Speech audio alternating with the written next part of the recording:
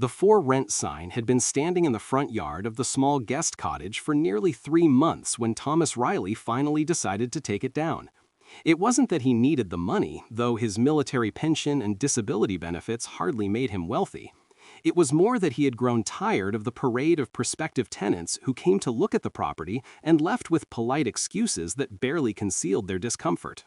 Some of them were put off by the cottage itself, which was admittedly modest, just a single bedroom, a tiny bathroom, and a combined kitchen and living area that could generously be described as cozy.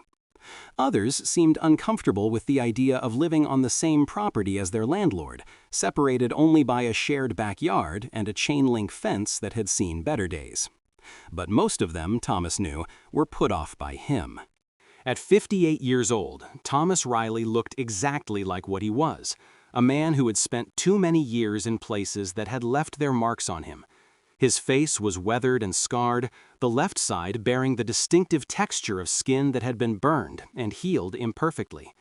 His left arm ended just below the elbow, the result of the same IED explosion that had taken half his face and most of his hearing in that ear. And his eyes, the one feature that had survived relatively unscathed, carried a weight that made people look away after only a moment of contact. He didn't blame them for their discomfort. He had spent enough time avoiding his own reflection to understand the instinct. But it still stung. Each polite rejection a reminder that the world he had fought to protect often didn't know quite what to do with the men and women who had done the fighting. So the sign came down, and Thomas resigned himself to the solitude that had become his constant companion since his wife had passed away 4 years ago. He had the house, the cottage, the half-acre of land that surrounded them both. He had his books and his garden and his nightly walks through the neighborhood that had once been filled with young families but now housed mostly retirees like himself. And he had Bear. Bear was a German shepherd, massive even by the standards of his breed, with a coat that was more black than tan and eyes that seemed to see straight through to the heart of whoever was looking at him. Thomas had adopted him from a military working dog program 3 years ago, after Bear had been retired due to an injury that left him with a permanent limp in his right rear leg. The dog had served 2 tours in Afghanistan, trained to detect explosives and protect his handlers with a loyalty that bordered on the supernatural.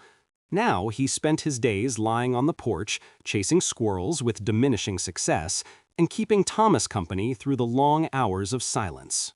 They were alike in many ways, Thomas and Bear. Both were veterans who had given their best years to service. Both carried wounds that would never fully heal. And both had found in each other a companionship that asked nothing and gave everything. The kind of bond that only those who have faced darkness together can truly understand. It was Bear who first noticed the car pulling into the driveway on a Thursday afternoon in early September. Thomas was in the garden, harvesting the last of the summer tomatoes, when the dog's ears perked up and a low rumble began in his chest. It wasn't a threatening growl, more like a notification, an alert that something worth paying attention to was happening. Thomas straightened up, wiping his hand on his jeans, and turned to see a battered Honda Civic coming to a stop in front of the cottage. The car was at least 15 years old, its paint faded and its bumper held on with what appeared to be duct tape and optimism. The engine coughed twice before falling silent, as if exhausted from the effort of carrying its cargo to this destination. The driver's door opened and a woman stepped out. She was young, maybe early 30s, with dark hair pulled back in a messy ponytail and circles under her eyes that spoke of too many sleepless nights. She was wearing scrubs, the kind nurses wore, and there was a weariness in her posture that Thomas recognized all too well. She stood by the car for a moment, looking at the cottage with an expression that was hard to read. Hope, maybe? Or desperation? Or some combination of both that Thomas had seen on the faces of refugees in countries he was trying to forget. Then the back door of the car opened and 2 children tumbled out. The older one was a girl, maybe 10 or 11, with the same dark hair as her mother and a fierce expression that suggested she was ready to fight the world if necessary. The younger was a boy, perhaps 6 or 7, clutching a stuffed animal that might once have been a rabbit but had loved into something less identifiable. He pressed close to his mother's side, his eyes wide as he took in the unfamiliar surroundings. Bear was already moving toward them, his limp more pronounced as he picked up speed. Thomas opened his mouth to call him back, to warn the family that his dog, while gentle, could be intimidating to strangers. But before he could speak, the boy broke away from his mother and ran toward Bear with the fearlessness that only children possess. What happened next would stay with Thomas for the rest of his life. Bear, the former military working dog who had been trained to take down armed combatants, the 100-pound protector who had saved Thomas from his own dark thoughts more times than he could count, dropped to the ground and rolled onto his back, exposing his belly to the little boy with an expression of pure, uncomplicated joy. The boy laughed, a sound like bells ringing in a church tower, and threw himself on top of the dog, his small arms wrapping around Bear's neck. And Bear, impossibly, began to wag his tail so hard that his entire body shook with the force of it. The woman's hand flew to her mouth, tears suddenly streaming down her face. The older girl rushed forward, not to pull her brother away from the strange dog, but to join in the embrace, kneeling beside Bear and running her hands through his thick fur. Thomas stood frozen in his garden, a tomato still clutched in his hand, watching a scene that seemed to belong to a different world than the one he inhabited. The woman composed herself with visible effort and walked toward him, her hand extended. "I'm so sorry," she said, her voice thick with emotion. "I should have asked before letting them approach your dog. It's just that my son, Ethan, he hasn't been the same since." She trailed off, shaking her head. "I'm sorry, I'm not making any sense. My name is Elena Vasquez. I saw the sign that you took down, and I was hoping maybe the cottage was still available." Thomas looked at the sign, which was leaning against the side of the house where he had left it that morning. Then he looked at the children, still tangled up with Bear in a pile of fur and giggles. Then he looked at Elena, at the hope and exhaustion and determination that waged war across her features. "The sign came down this morning," he heard himself say. "I hadn't gotten around to putting it in storage yet." Elena's face fell, the hope draining away like water through a sieve. "Oh, of course. I'm sorry to bother you. Come on, kids, we need to go." The children's protests were immediate and vocal. Ethan clung to Bear's neck, declaring that he wasn't leaving his new friend. The older girl, whose name Thomas would later learn was Sophia, argued that they had driven all this way and couldn't just leave without even looking at the cottage. And Bear, for his part, seemed equally reluctant to let the children go, pressing his massive body against theirs, as if he could keep them there through sheer force of will. Thomas watched the chaos unfold, something stirring in his chest that he hadn't felt in a very long time. It was similar to what he'd felt when he'd first met his wife, Barbara, nearly 30 years ago. Not romantic attraction, nothing like that. More like recognition. The sense that this moment, these people, were somehow significant in a way he couldn't yet understand. "Wait," he said, and something in his voice made everyone freeze. "I didn't say the cottage wasn't available. I said the sign came down this morning. Maybe it came down for a reason."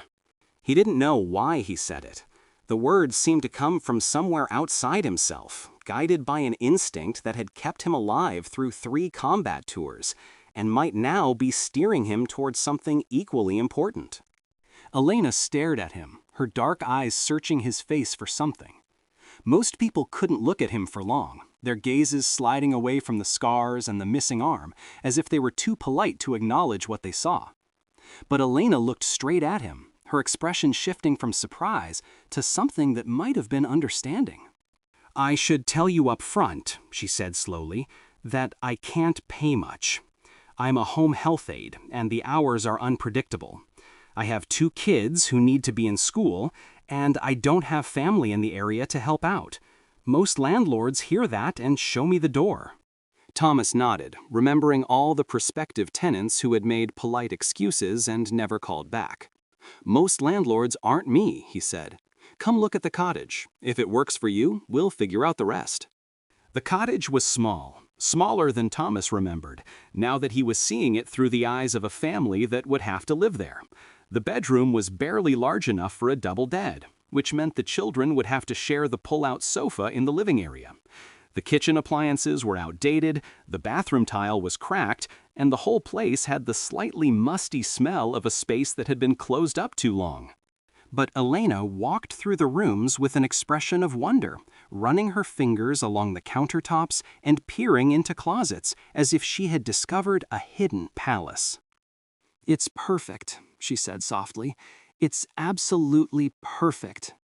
Thomas didn't understand. He had seen the cramped quarters, had noticed the way Sophia's face had fallen when she realized she wouldn't have her own room, had watched Ethan working around for a space to put his few toys. The cottage was adequate at best, a temporary solution while something better came along.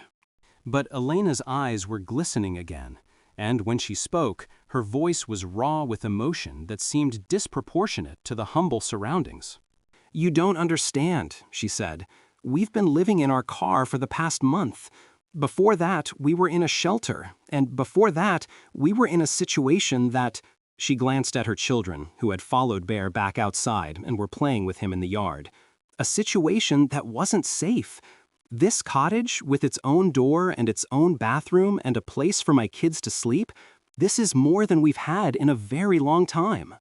Thomas felt the ground shift beneath his feet. He had assumed that Elena was simply a single mother in need of affordable housing, someone who had responded to a Craigslist ad and was looking for a deal. He hadn't imagined homelessness, hadn't considered the possibility that these children had been sleeping in the back of that battered Honda Civic while their mother worked night shifts to keep them fed. "The rent is $500 a month," he said, pulling a number out of the air that was far less than he had originally planned to charge, utilities included, and you can use the washer and dryer in the main house whenever you need to. Elena's jaw dropped. That can't be right. The ad said $800, and even that was lower than anywhere else I've found. "The ad was wrong," Thomas said firmly. $500. Take it or leave it." Elena took it. She paid the first month's rent in crumpled bills that she pulled from an envelope in her purse, bills that Thomas suspected represented a significant portion of her savings. She signed a lease that Thomas had never actually created, but improvised on the spot, writing the terms on a piece of notebook paper in handwriting that was barely legible due to his missing arm. And then she hugged him, throwing her arms around his neck in a gesture that was so unexpected that Thomas stood frozen for several seconds before awkwardly patting her back. "Thank you," she whispered. "You have no idea what this means to us." Thomas had some idea, but he kept that thought to himself. The Vasquez family moved in that weekend, their worldly possessions fitting easily into the small cottage with room to spare. Thomas had expected the transition to be awkward, had prepared himself for the inevitable discomfort that came with sharing his property with strangers. But from the very first day, something about Elena and her children felt less like intrusion and more like homecoming.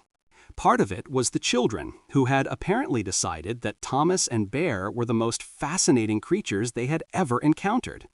Ethan, the little boy with the stuffed rabbit, had attached himself to Bear with a devotion that bordered on the religious. He spent hours sitting on the porch with the massive dog, talking to him in a low, serious voice about things that Thomas could never quite hear, but that seemed to involve superheroes, dragons, and the injustice of bedtime. Bear, for his part, listened with the patience of a saint, occasionally licking Ethan's face as if to show he was paying attention. Sophia was warier, as befitted a child who had clearly learned that adults couldn't always be trusted. But even she couldn't resist Bear's gentle nature, and Thomas often caught her reading books in the backyard with the dog's head in her lap, her fingers absently stroking his ears as she turned the pages. As for Elena, she threw herself into making the cottage a home with an energy that amazed Thomas. She scrubbed every surface, painted the walls with colors she found at the discount store, hung curtains that she had sewn herself from fabric remnants. Within a week, the musty, neglected space had been transformed into something warm and welcoming, a place that reflected the personality of the family that lived there. She also insisted on helping Thomas with his property, despite his protests that she was his tenant, not his employee. She weeded his garden, mowed his lawn, repaired the chain-link fence that he had been meaning to fix for years. When he objected, she simply smiled and said that she needed to stay busy, that idleness made her anxious, that this was her way of saying thank you. Thomas didn't know how to respond to that kind of gratitude. He had spent so long alone, so long believing that his company was a burden rather than a gift, that the idea of someone wanting to be around him was almost incomprehensible. But Bear seemed to understand. The old dog watched the interactions between Thomas and the Vasquez family with an expression that Thomas could only describe as satisfied, as if this was exactly what he had been waiting for all along. The first real breakthrough came on a rainy evening about 3 weeks after Elena and her children had moved in.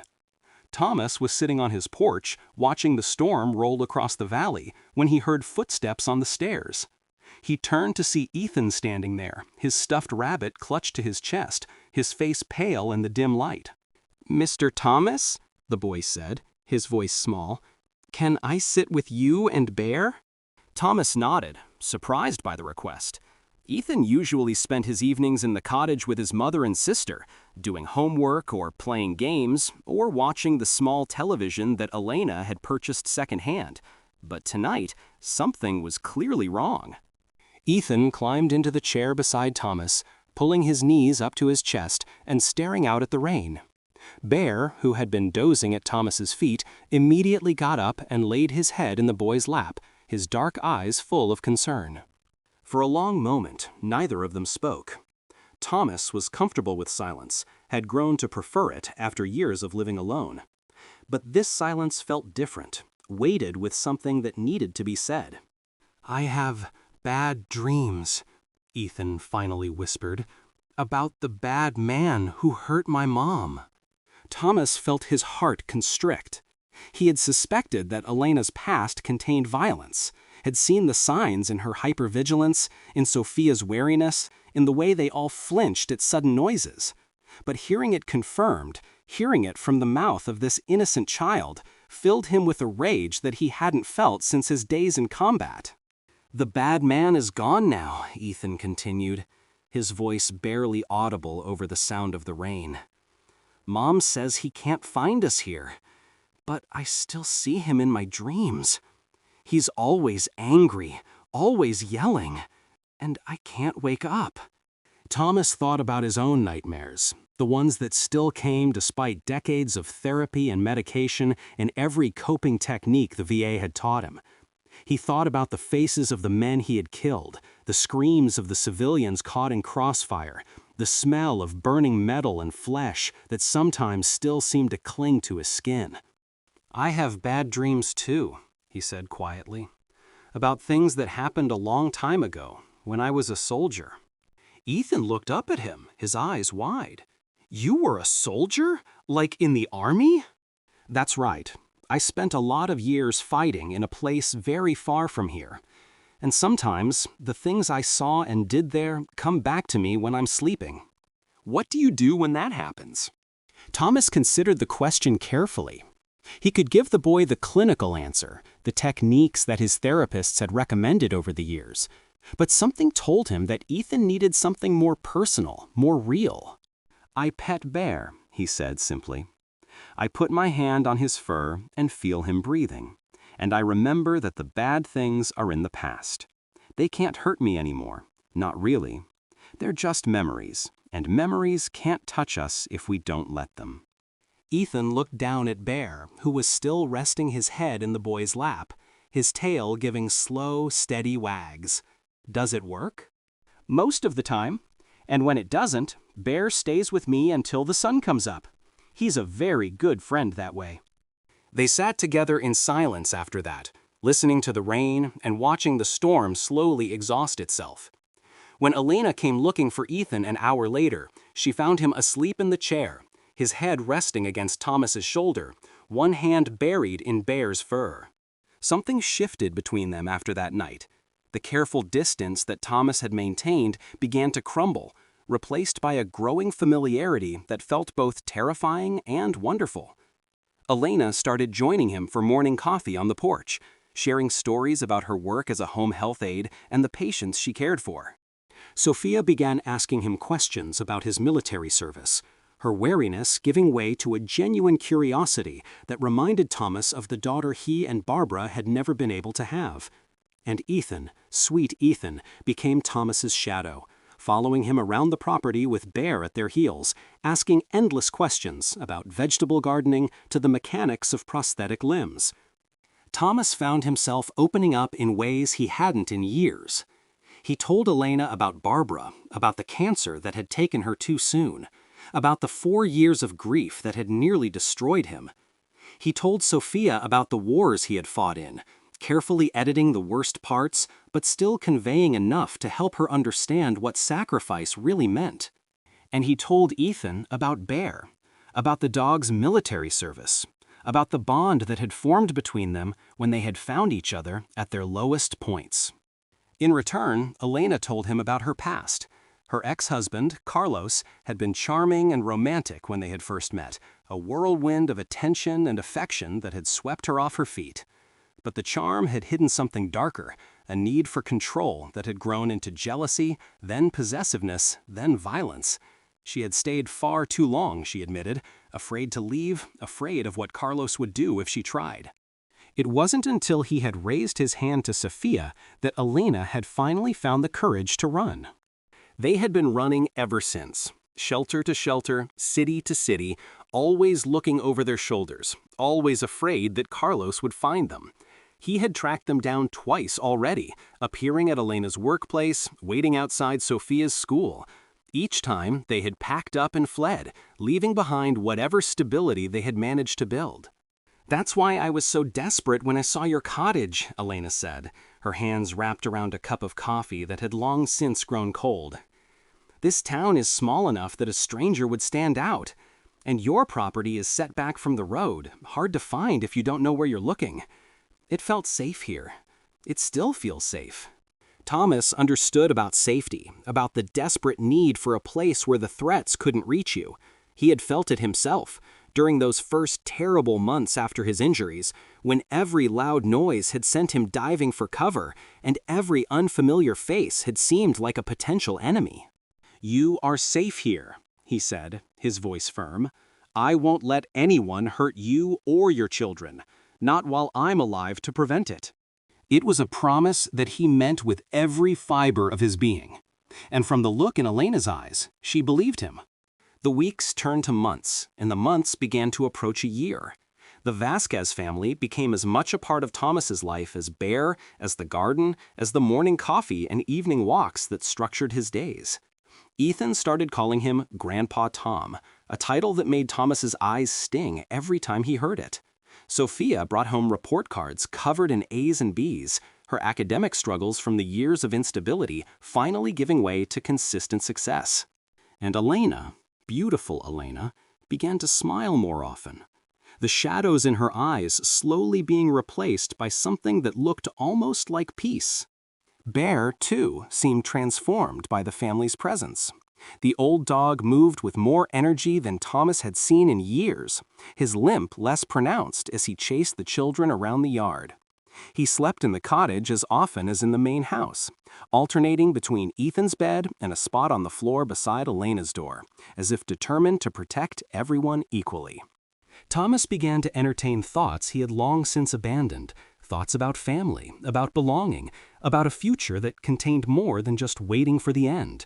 He wasn't foolish enough to imagine that Elena saw him as anything other than a landlord and friend, wasn't delusional about what a burned, broken, aging veteran could offer a vibrant young woman with her whole life ahead of her. But the connection they had built was real, and it was enough, more than enough. Then, on a crisp November evening, everything changed. Thomas was in his workshop, repairing a lawnmower that had died earlier that day, when Bear suddenly raised his head and growled. It was a sound Thomas had rarely heard from the gentle dog, a low, rumbling warning that spoke of imminent danger. Through the window of the workshop, Thomas saw a pickup truck pulling into the driveway. It was unfamiliar, dark blue with tinted windows, and there was something about the way it moved that made Thomas's combat instincts flare to life. He reached for the phone to call Elena, to tell her to lock the cottage door and keep the children inside. But before he could dial, the truck door opened and a man stepped out. He was tall and dark-haired, handsome in a way that was undermined by the cruelty in his eyes. He moved with the swagger of someone who had never been challenged, never been told no, never faced a consequence he couldn't charm or bully his way out of. And when he looked toward the cottage, the possessive hunger in his expression told Thomas everything he needed to know. Carlos had found them. Thomas moved quickly, his military training taking over despite the years that had passed since he had last needed it. He crossed the yard in seconds, positioning himself between Carlos and the cottage, Bear at his side. The dog was growling continuously now, his hackles raised, his lips pulled back to reveal teeth that had once been used to bring down enemy combatants. Carlos stopped a few feet away, his eyes taking in Thomas's scars, his missing arm, his age. A smirk crossed his face, the expression of a predator who has assessed his prey and found it wanting. "You must be the landlord," Carlos said, his voice smooth and mocking. "I'm looking for my wife and children. I believe they're living in that cottage there." "They're not here," Thomas said, his voice flat. "And even if they were, they're not your wife and children anymore. You gave up that right when you laid hands on them." Carlos's smirk faltered, replaced by a flash of anger that was quickly controlled. "I don't know what lies Elena has been telling you, but this is a family matter. It doesn't concern you. Everything that happens on my property concerns me, and I'm telling you to leave. Now." Carlos took a step forward, his hands balling into fists. Bear's growl deepened, and the dog shifted his weight, ready to spring. "You're going to regret this, old man," Carlos said, his voice low and dangerous. "I don't care how many dogs you have or how tough you think you are. Elena belongs to me. The kids belong to me, and I always take back what's mine." Thomas didn't flinch. He had faced enemies far more dangerous than this petty domestic abuser, had stood his ground against forces that would have broken lesser men. Carlos's threats meant nothing to him. "The only thing you're going to take is my advice," Thomas said calmly. "Turn around, get in your truck, and drive away. If I ever see you on my property again, I will consider it a threat to my tenants and myself, and I will respond accordingly." Carlos's face contorted with rage. For a moment, Thomas thought the man was going to attack, was prepared for the physical confrontation that would inevitably follow. But then Carlos's eyes dropped to Bear, who was crouched and ready, every muscle in his powerful body tensed for action. "This isn't over," Carlos spat. "You can't protect them forever. Sooner or later, I'll find them alone. And when I do, nothing you can do will stop me." He turned and stalked back to his truck, slamming the door hard enough to shake the vehicle. The engine roared to life, and the truck peeled out of the driveway, spraying gravel in its wake.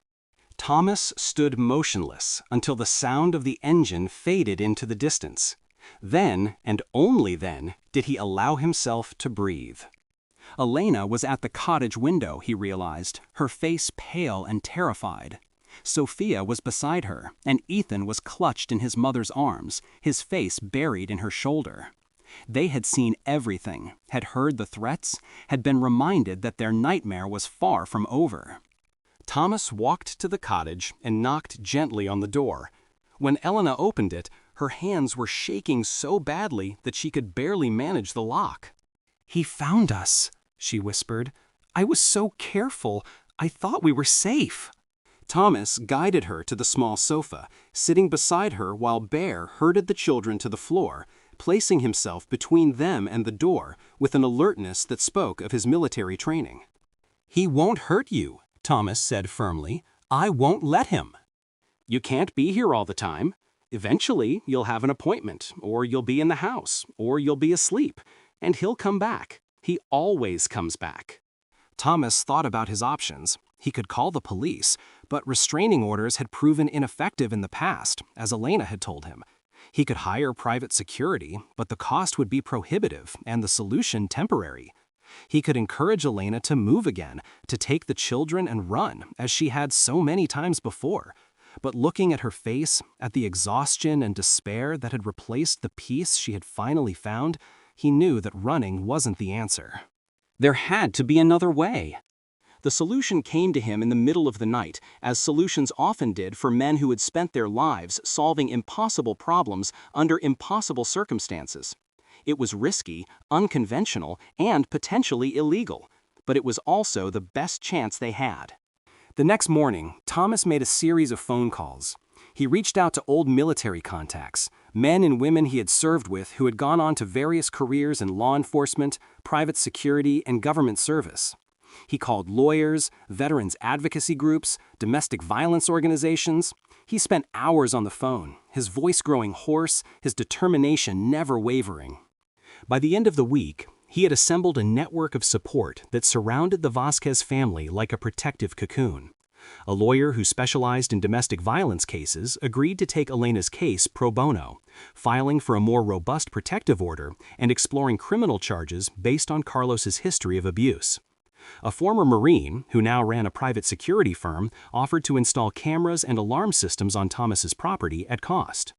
And a detective in the local police department, a woman who had served in Iraq and understood what it meant to protect those who couldn't protect themselves, promised to prioritize any reports of Carlos's presence in the area.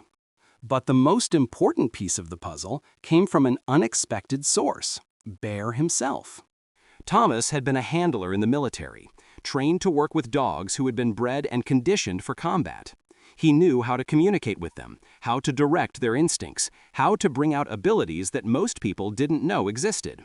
And Bear, despite his years of retirement, had not forgotten his training. Over the next few weeks, Thomas worked with Bear on a specialized protection protocol. The dog learned to recognize Carlos from his scent, from a photograph that Elena reluctantly provided. He learned to alert when that scent was detected, to position himself between the threat and his charges, to hold his ground until commanded to stand down. It was dangerous work, and Thomas knew that he was walking a fine line between protection and liability, but it was necessary. The training had an unexpected side effect. Bear seemed to come alive in a way that Thomas hadn't seen since the dog's military days. His eyes were brighter, his movements more purposeful, his entire demeanor transformed by the sense that he had a mission again. And watching him work, watching this old warrior rediscover his purpose, Thomas felt something shift in his own heart. Maybe it wasn't too late for either of them. Carlos returned 3 weeks later, this time under cover of darkness. Thomas was asleep in the main house when Bear's urgent barking woke him, the specific pattern that indicated a recognized threat. He was out of bed and moving within seconds, his prosthetic arm hastily attached, his phone already dialing 911. By the time he reached the cottage, Bear had Carlos cornered against the fence, his teeth bared and his body blocking any path of escape. The man was frozen, his earlier swagger replaced by genuine terror as he faced the snarling dog that stood between him and his prey. The police arrived within minutes, responding to a call that had been flagged as high priority thanks to the detective's intervention. They found Carlos trying to negotiate with a dog who had no interest in negotiation, and they arrested him on charges of violating the protective order, trespassing, and attempted breaking and entering. This time, with the evidence Thomas's security cameras had captured and the documentation his lawyer had assembled, the charges stuck. Carlos was held without bail, his history of violence finally catching up with him in a court system that had previously let him slip through the cracks. The trial came 3 months later. Elena testified, her voice steady despite the trauma she was revisiting. Sophia testified too, with a courage that brought tears to the eyes of everyone in the courtroom. And Thomas testified as well, describing the night Carlos had returned, the threat he had posed, the way Bear had prevented what could have been a tragedy. Carlos was convicted on all counts and sentenced to 8 years in prison. It wasn't forever, but it was enough. Enough time for the children to grow up without fear. Enough time for Elena to build a life that wasn't defined by running. Enough time for all of them to heal.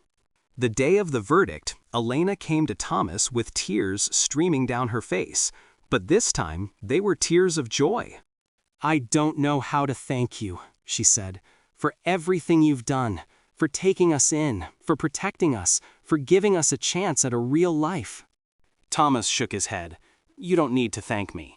You and your children have given me more than I gave you." It was true. In the year since Elena had pulled into his driveway in that battered Honda Civic, Thomas's life had been transformed. The house that had once been a prison of solitude was now filled with laughter and noise and love. The garden that he had tended alone was now a family project, with Ethan eager to help plant seeds and Sophia researching the best organic practices. And Bear, the old warrior who had been slowly fading away, had found new purpose in protecting the family that had become his own. But the biggest transformation was in Thomas himself. The scars on his face no longer felt like marks of shame, but reminders of a sacrifice that had meaning. The missing arm was no longer a disability, but a testament to his resilience. And the heart that had closed itself off after Barbara's death had opened again, letting in a love that was different from what he had known before, but no less powerful. A year after the trial, on a beautiful spring evening when the garden was in full bloom and the children were playing with Bear in the yard, Elena approached Thomas with a strange expression on her face. "I need to talk to you about something," she said, her voice nervous in a way he hadn't heard since those first difficult months. Thomas felt a chill run through him. Was she leaving? Had she found a better place, a new opportunity that would take her and the children away from the life they had built here? "The lease is coming up for renewal," Elena continued, and Thomas's heart sank. "And I've been thinking about our arrangement." "If you need more time, or if the rent is too high," Thomas began, but Elena cut him off with a shake of her head. "That's not it. The cottage has been wonderful, and you've been more than generous. But the truth is, I don't want to renew the lease." Thomas felt the words like a physical blow. He had known this was coming, had told himself from the beginning that Elena and her children were only temporary guests in his life. But knowing something intellectually and accepting it emotionally were two very different things. "I understand," he managed to say, his voice steady despite the turmoil inside him. "I hope you found somewhere that works better for your family." Elena stared at him for a moment, then burst out laughing. It was a sound Thomas had heard many times over the past year, but never directed at him quite like this. "You ridiculous man," she said, her eyes sparkling with something that looked like joy. "I don't want to renew the lease because I don't want to be your tenant anymore. I want to be something else entirely." Thomas blinked, unable to process what she was saying. Something else? Elena took a deep breath, then reached out and took his hand, his one remaining hand, holding it between both of hers. "I've fallen in love with you, Thomas Riley. I don't know when it happened exactly. Maybe it was that first day, when you looked at me and my children and saw people instead of problems.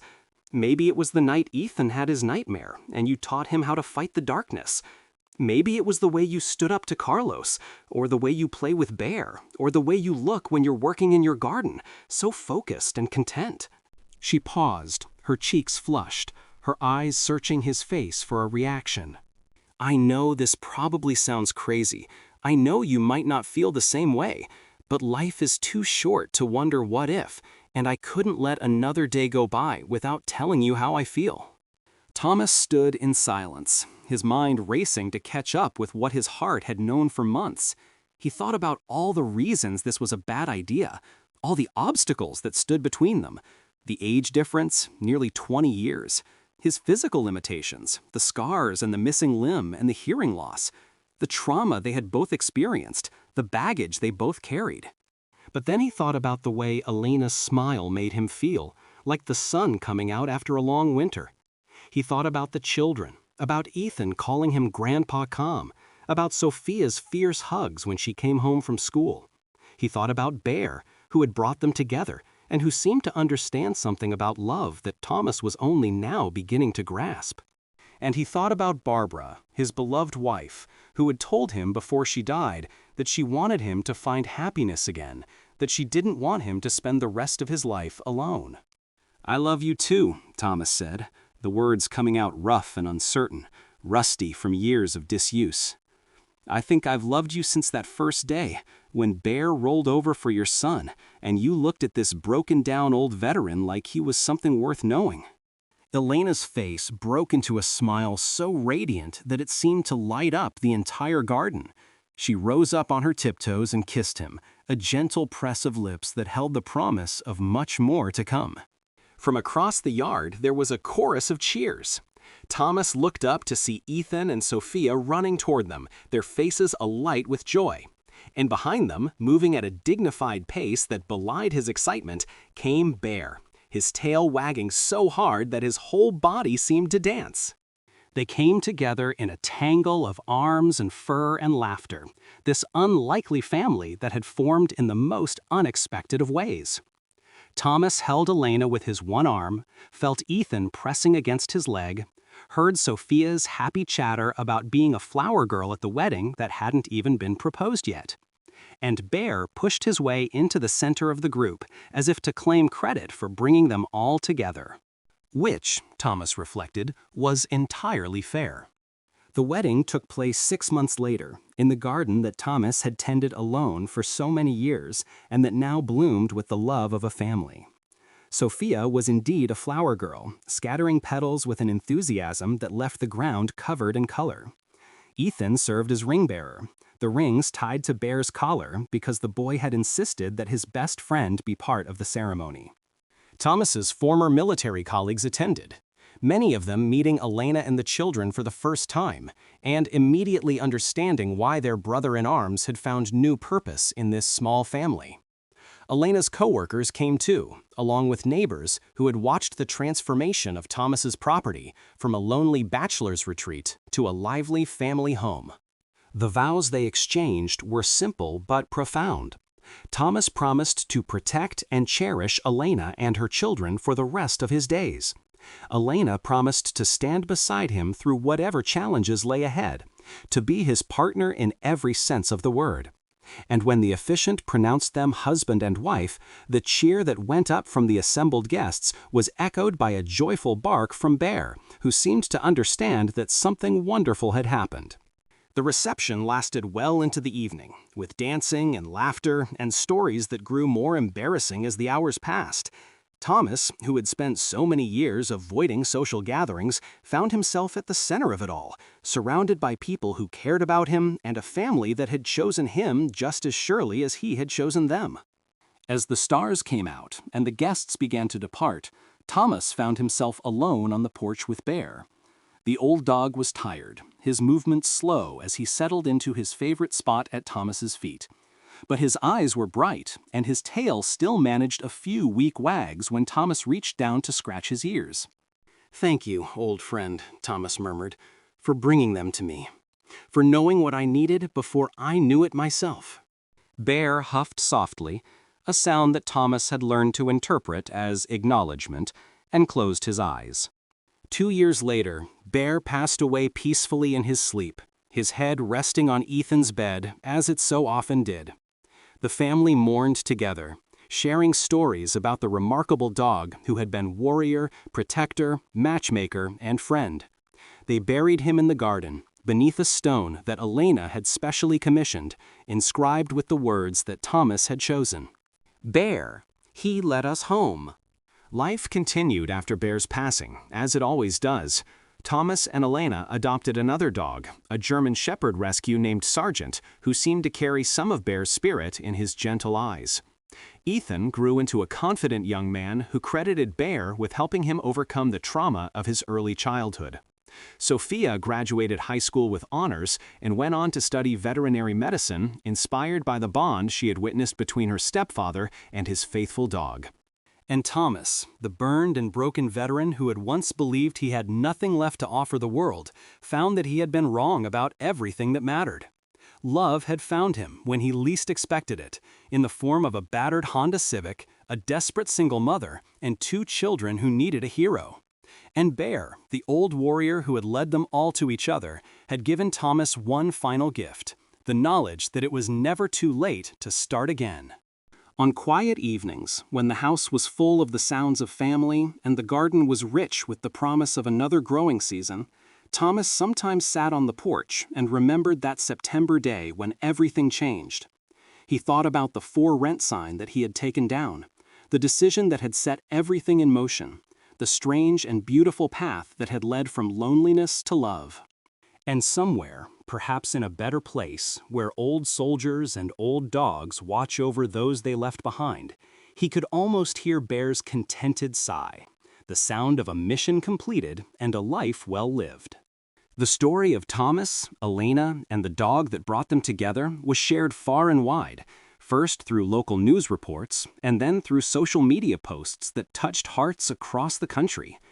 People were moved by the image of the scarred veteran and the single mother, by the children who had found a father and the dog who had made it all possible.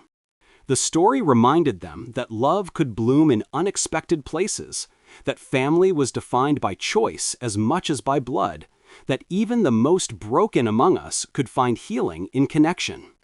But for Thomas, the story wasn't about fame or recognition.